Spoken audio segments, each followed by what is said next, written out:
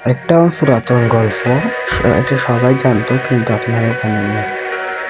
একদিন একটা মেয়ে রাস্তায় ঘুরতে বের হয়, তো একটা ছেলে ওকে প্রপোজ করে, কিন্তু মেয়েটা ওর প্রপোজ অ্যাকসেপ্ট করে না, কারণ মেয়েটার বিয়ে হয়ে গেছে, তাই ও অন্যভাবে অ্যাকসেপ্ট করেনি।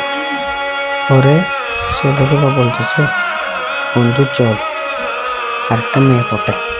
কিন্তু মেয়েটা ভাবতেছে, আমি তো ওর সাথে প্রেম করতে পারতাম, কিন্তু আমার বিয়েটা হয়ে গেছে, তাই আমি ওর সাথে প্রেম করি না।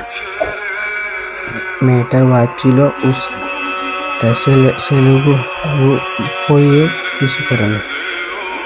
পরে ছেলেটিটা একদিন রাতে মেয়েটা ঘুরতে বের হয়। ছেলেটি পরে মেয়েটিকে তার তিনজনে ধরে ওর একটা বাজে অবস্থা করে ভিডিও করে নেয়। পরে এটা ওসি মোবাইল পাঠায়। ওসি তো শুনছে এটা ওর ওয়াইফ, বলতেছে আমার ওয়াইফ এগুলো কীভাবে করতে পারে। পরে সে ওয়াইফ পাশে আসে, তাড়াতাড়ি ওয়াইফের কাছে কিছু, তুমি কোথায় গেছিলা? ওয়াইফ বলে আমি কোথাও যাইনি। ও বলছে তুমি কোথাও গেছো?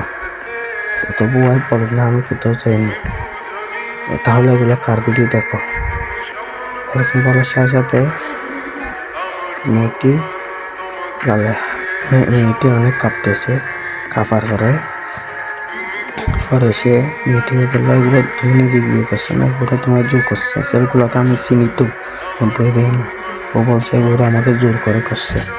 পরে সে মেয়েটা ওই না তার স্বামীর সাথে চলে যায়।